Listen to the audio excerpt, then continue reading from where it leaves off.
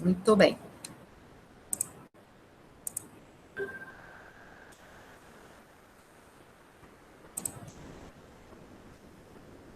Então, análise de conteúdo é uma técnica de análise de dados utilizada na pesquisa qualitativa. Um pouquinho que o meu PDF aqui está bloqueando. Tirar aqui do cantinho. Acho que é porque tem muita imagem nesse slide. Está muito colorido, né? Bom, vamos indo devagarinho. Então, as pesquisas qualitativas, elas são muito criticadas nas ciências em geral, pela falta de rigor, pela, enfim, falta de sistematização. Então, é bem importante que a gente tente seguir alguma técnica na análise dos nossos dados, porque a gente tem que pensar assim, ó, se outra pessoa tivesse feito a mesma coleta de dados que nós fizemos, quando ela fosse analisar esses dados, ela teria que chegar às mesmas conclusões que nós chegamos. Então, eu tenho que ter uma forma de analisar esses dados meio assim padrão, né, com uma certa sistematização.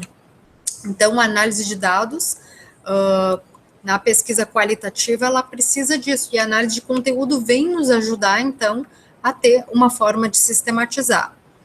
Eu tenho visto também muitos artigos assim e trabalhos acadêmicos que as pessoas dizem que fizeram análise de conteúdo, quando na verdade não fizeram uma análise de conteúdo, porque elas não têm uma sistematização fiel, assim, né, mais sistemática mesmo.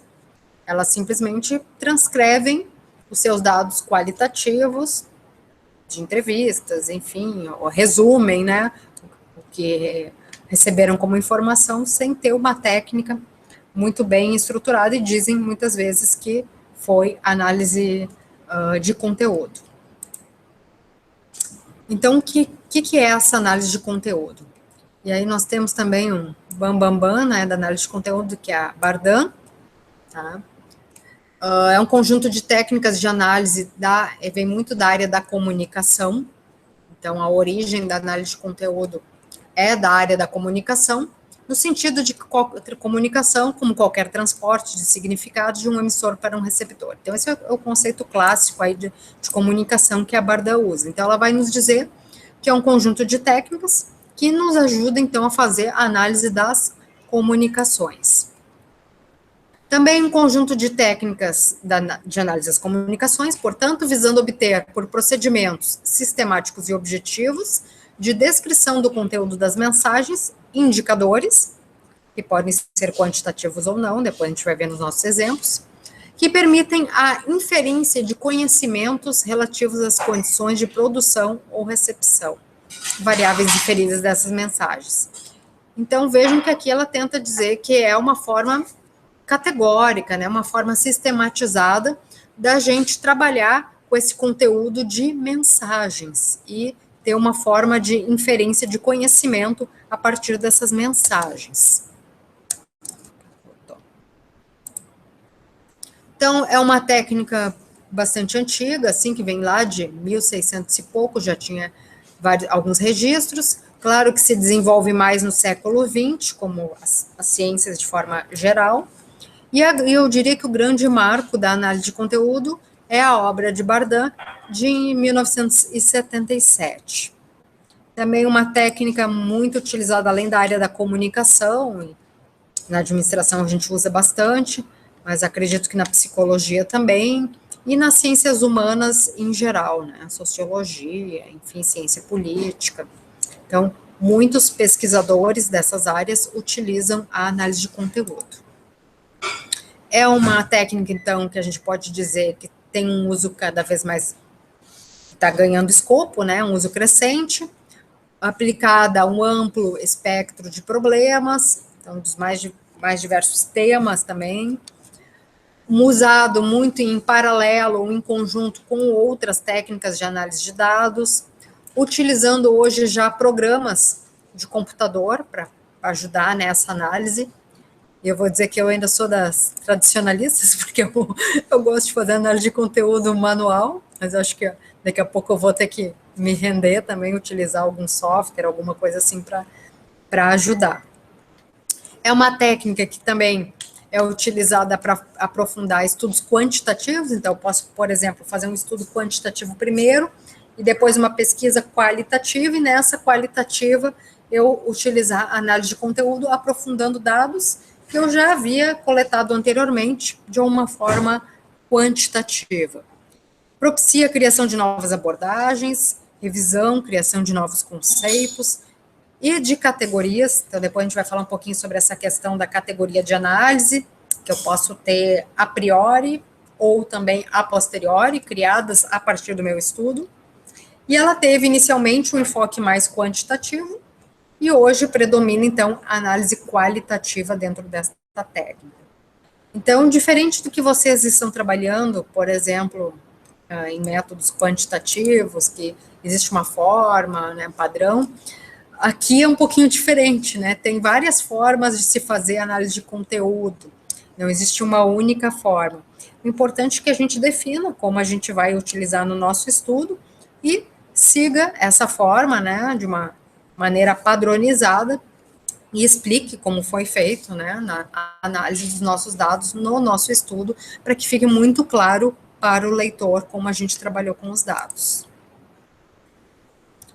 Então, aqui tem algumas aplicações da análise de conteúdo, então, tanto assim de comunicações mais individuais, como diálogos ou comunicações de massa, entrevistas, documentos como ordens de serviço, material de jornal, tanto para comunicação escrita como para comunicação oral. E aí, na oral, é muito comum que a gente transforme a comunicação oral em formato escrito, para poder trabalhar com esse dado, né, fica mais fácil, como uma entrevista. Então, é muito comum que a gente grave a entrevista, se o nosso entrevistado consentir com isso. E aí, depois, a gente trabalha com a transcrição dessa entrevista, para facilitar a análise. Então, essa é uma possibilidade também. Então, só para mostrar aqui para vocês que existem várias opções, né, e várias fontes de coletas de dados que podem ser utilizadas e aplicações da técnica de análise de conteúdos para análise de dados. Aqui nós temos a diferença entre a análise documental e de conteúdo. Então, a análise documental é uma outra técnica que pode ser utilizada em paralelo para, de repente, alguns dados que eu coletei por documentos, eu uso mais análise documental, e outros eu uso análise de conteúdo, ou deixo análise documental para os documentos e os dados das entrevistas para análise de conteúdo. Então, tudo isso eu tenho que dizer lá no meu relatório. Então, a análise documental basicamente é com documento, principalmente indexando, classificando e representando a informação que contém nesse documento de uma maneira condensada para colocar no relatório de pesquisa, né?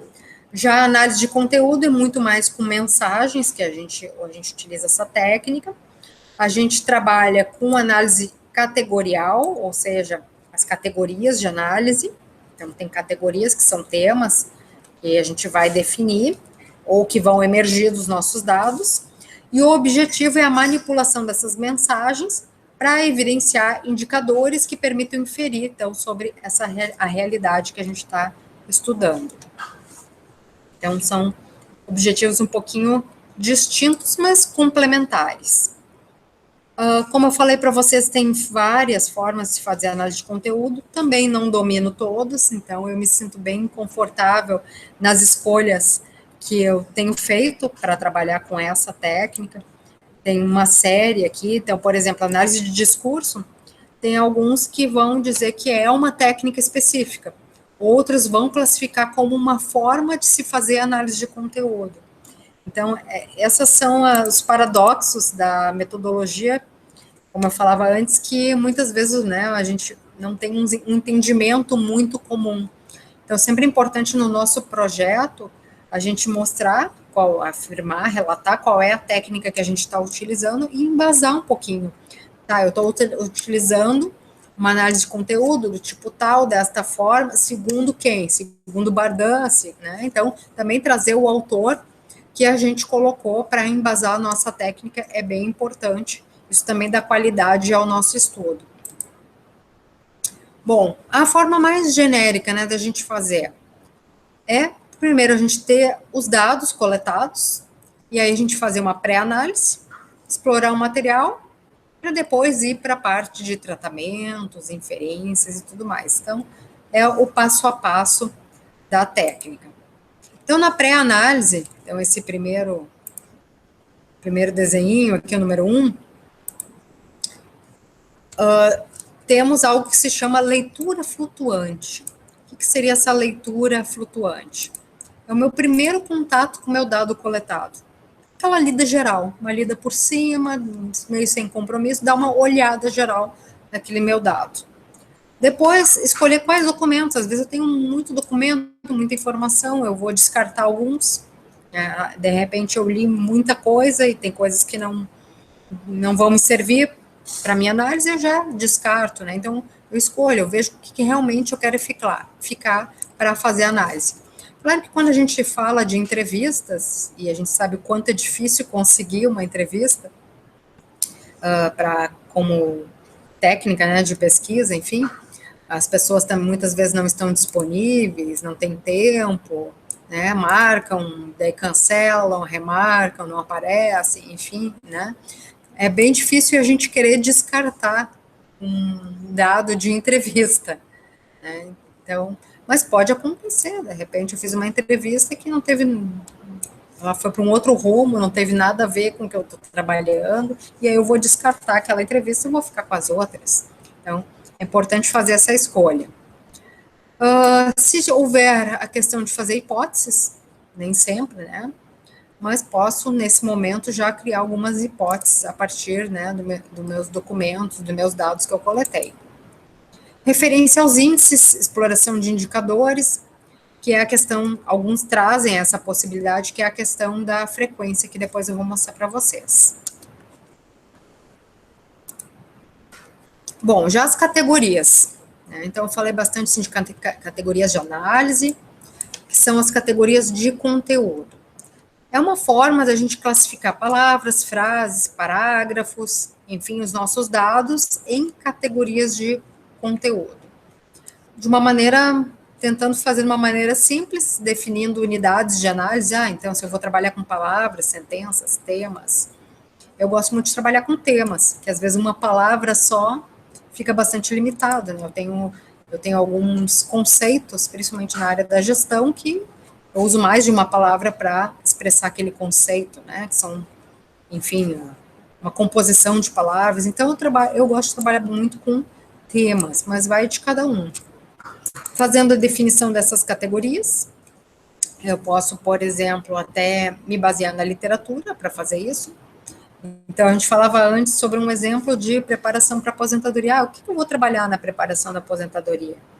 Talvez eu vá trabalhar aspectos psíquicos, talvez eu vá trabalhar com a questão saúde, planejamento financeiro, enfim, por aí vai, né? Então, definir quais são essas categorias, muitas vezes a partir da minha literatura. Com base nas categorias, codifica uma parte do texto. Então, vamos ver onde que fala no meu texto sobre aquele assunto. Então, a categoria nada mais é do que um assunto. E aí vai de cada um como é que quer fazer isso, né? Se vai usar software, se vai pegar arquivo eletrônico, fazer marcações no arquivo. Eu sou da época que a gente imprimia tudo, recortava, pintava com caneta marca-texto de cada cor, né? Então, o que trata aqui de aspectos psíquicos, eu vou marcar aqui em azul, né? O que fala sobre planejamento financeiro, eu vou marcar em amarelinho, e assim vai, né? Codificando todo o meu texto. Se houver um grande número de casos ou de respondentes, né, estratifique respostas, fazendo comparação entre grupos, às vezes eu tenho grupos de respondentes também. Então, eu entrevistei os servidores que estão para se aposentar, então esse é um grupo. Depois eu entrevistei os funcionários lá do RH, outro grupo. Depois eu entrevistei as chefias daquele servidor, é um outro grupo. E pode ser que cada grupo tenha me dito algo diferente, ou pode ser que os grupos tenham me dito questões semelhantes. Então, eu vou marcar tudo isso nos meus textos e para depois poder fazer alguma comparação.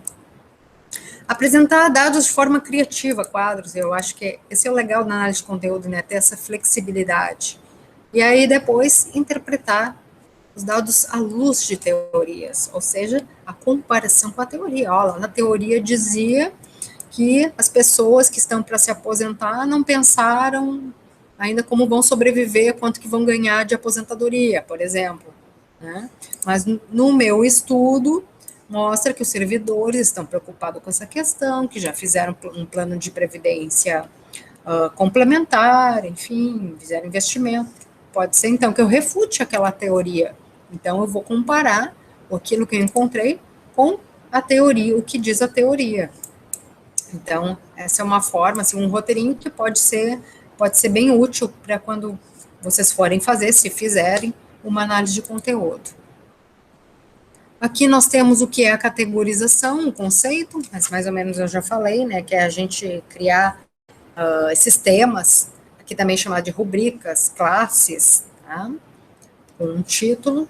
Posso fazer também reagrupamento de categorias, então eu posso começar com muitas categorias, e depois, conforme eu vou analisando meus dados, eu posso ir juntando essas categorias com títulos mais abrangentes, né? E aí eu vou aprofundando meus dados e trabalhando eles. As categorias têm algumas características que a Bardin vai nos dizer, e a ideia é que, por exemplo, um texto que eu codifiquei dentro de uma categoria, que ela não possa servir para colocar em outra categoria. Então, elas têm que ser, que eles chamam aqui exclusivas, né? Então, algo que é de uma categoria só pode ser daquela categoria, não pode estar em outra categoria. Então, elas são homogêneas, exaustivas, exclusivas, objetivas, pertinentes e adequadas. Claro que tudo isso é muito subjetivo, porque vai da visão do pesquisador poder entender as suas categorias de análise e poder fazer essa definição. Portanto, acho que a conversa com o orientador é muito pertinente, né? Duas cabeças pensam mais do que uma, então é legal que a gente troque uma ideia, né, com o nosso orientador ou com o nosso parceiro de pesquisa, pesquisador, para a gente ter essas categorias bem delimitadas e dentro desses preceitos, né, que a Bardin prega. Posso trabalhar com as categorias pré-definidas, como eu falava antes, então, já lá no meu projeto eu já vou dizer, né, então, relacionado a tal tema, minhas categorias são essa, que vier da literatura. Ou posso não ter essas categorias, né, principalmente quando eu tenho, por exemplo, uma entrevista aberta, né, talvez na entrevista aberta eu não sei o que a pessoa vai dizer, né, eu só sei o assunto geral e eu não tenho muito detalhamento, deixei ela livre para se expressar. Então, nesse caso, é mais interessante eu trabalhar com categorias emergentes, ou seja, que vão emergir das falas, dos depoimentos dos entrevistados. Posso também tentar fazer um mix, eu posso partir de algumas categorias, mas surgirem outras no decorrer do meu estudo. Eu gosto de já pré-definir, né? Eu gosto, né, a partir da literatura, já pré-definir algumas categorias e, claro, se surgirem outras, depois poder agregar, né, na análise. Então, temos aqui alguns exemplos de resultado de análise de conteúdo. Então, aqui é uma pesquisa, está lá no livro da Franco, que está na nossa bibliografia, um estudo sobre problemas vivenciados por ex-alunos em 3 escolas. Então, provavelmente a partir de entrevistas, não eram questionários, né, que as pessoas iam marcando, né, era a partir dos diálogos, das entrevistas. Os pesquisadores categorizaram esses problemas em 1, 2, 3, 4, 5 categorias de análise, conforme o que os alunos falaram. Então, eles encontraram, nesse exemplo aqui, problemas relacionados ao desempenho do corpo docente, aos conteúdos, à estrutura de poder, organização e funcionamento e aos recursos físicos da escola. Então, eles foram identificando, né, quantos alunos falaram sobre questões relacionadas ao desempenho do corpo docente, quantos falaram sobre conteúdos e assim por diante. Então, fizeram uma quantificação. Essa é uma forma, né? Na verdade, é aquele viés quantitativo da análise de conteúdo, né? Então, aqui a gente foi categorizando os dados e depois fez uma espécie de contabilização, e aí depois tem que se analisar isso e se chegar aos resultados. Aqui nós temos uma outra forma, né? É um estudo sobre, acho que foi com crianças, enfim. Acho que é crianças, né? Um exemplo de criação de categorias, então. A pergunta era: você gosta de ouvir histórias e por quê? Então, a pesquisa foi, por exemplo, 20 alunos, e aí eu tenho o relato, né, a resposta de cada um. É uma pergunta semi-estruturada, né, e cada aluno poderia dizer o que pensa a respeito. Então, o aluno 1 escreveu lá, ou falou, né, e a pessoa gravou.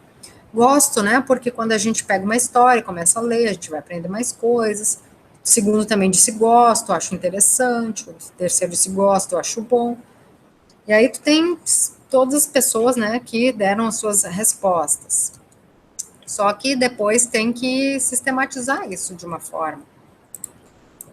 É que voltou. Aqui. O outro exemplo. Quem conta histórias para você e onde? Então, cada um disse uma coisa. Então, o primeiro disse lá que algumas vezes a mãe conta, depois o segundo disse que o tio, o primo, a irmã, de vez em quando, o terceiro já disse que é a professora, que em casa ninguém conta, o 20º disse a mãe, não, depois disse, não, na hora de dormir ela reza, mas ela conta todos os dias, então ficou, conta ou não conta, né? Deu a entender que conta, mas reza também, né? Então... E depois aqui tinha outra pergunta, né? Por que precisamos saber ler? Daí o aluno 1 disse, porque senão a gente vem para a escola, a professora põe a gente na frente para ler, a gente não sabe, passa maior carão, já passei por isso. O segundo aluno disse, porque a gente pode estar perdido numa cidade, passa o ônibus e não sabe ler. O outro vai dizer para aprender coisas, o outro para aprender a passar de série. Então, são as mais diversas respostas que os pesquisadores aqui colocaram como exemplo depois de categorização dessas respostas. Então, vejam, na primeira questão, os motivos explicitados pelos alunos para justificar por que gostam de ouvir histórias. Então, a partir dos 20, eram 20 alunos, né, entrevistados, houve aqui uma espécie de categorização.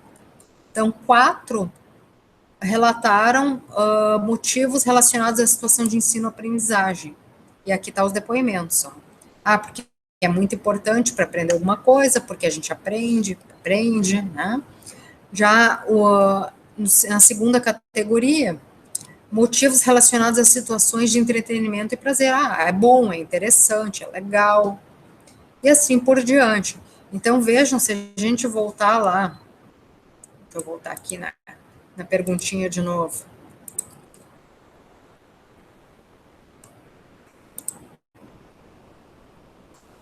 Era esse, né? Você gosta de ouvir histórias e por quê? Resultou nesse quadro aqui depois. Então, vejo que aquele primeiro quadro era simplesmente o material bruto, né, digamos assim, o resultado das entrevistas, os depoimentos. E aqui, então, provavelmente os pesquisadores já foram classificando e categorizando e depois fizeram uma relação ali percentual para se ter uma ideia. Então, o que a gente vê aqui pelas respostas dos alunos? 70%, que seriam 14, relacionaram situações de entretenimento e prazer, né? Então, porque eles gostam de ouvir histórias. Depois, 20%, situações de ensino-aprendizagem, e apenas 10%, motivos ligados à interação entre pares. Então, questões aí normalmente familiares. Então, este é um exemplo. Aqui nós temos o exemplo em relação àquela pergunta, né, quem conta a história, onde e tal.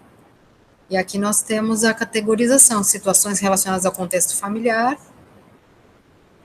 situações relacionadas ao contexto familiar, o primeiro é frequente, o outro é esporádico, então lembro que tinha também quem conta e de quanto em quanto tempo, enfim, com que frequência, e daí alguns diziam que era todos os dias, sempre, quase todos os dias, outros já vão dizer, de vez em quando, né? Também tem aqueles que não identificaram familiares, como os contadores de história, mas sim só a professora, né? Alguém assim, e o outro que ninguém, né? Eu mesmo. Tá? Então, aqui tem também uma categorização. Depois, esse aqui é bem interessante também, a distribuição dos motivos explicitados pelos alunos para justificar por quê.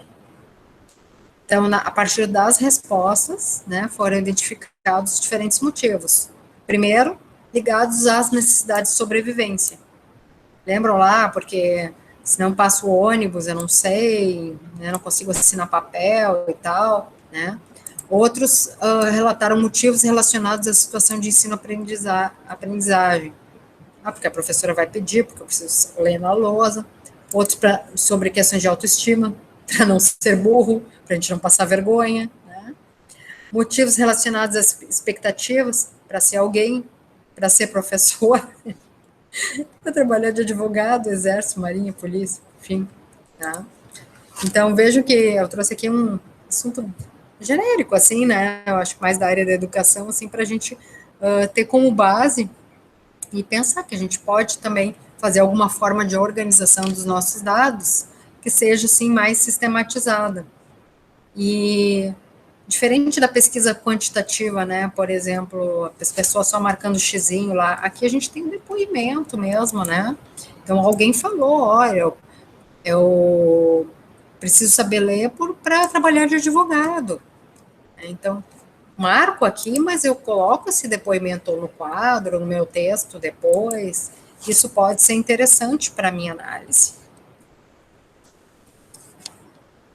Depois aqui eu tenho, para a gente fechar, uma outra forma de mostrar o processo de categorização, né, de análise de conteúdo. Aqui é um outro estudo, que eu peguei de um outro livro da Câmara, tá na bibliografia também, e era uma pesquisa sobre condições de trabalho. Então, a partir, provavelmente, de entrevistas, observações, enfim, né, as diferentes formas de coleta de dados, a pesquisadora construiu uma categoria de análise que ela denominou as condições de trabalho não são boas. E aí ela quis definir o que era essa categoria e fez ainda uma subdivisão por temas. Então, condições de trabalho não são boas, mas em relação a quê?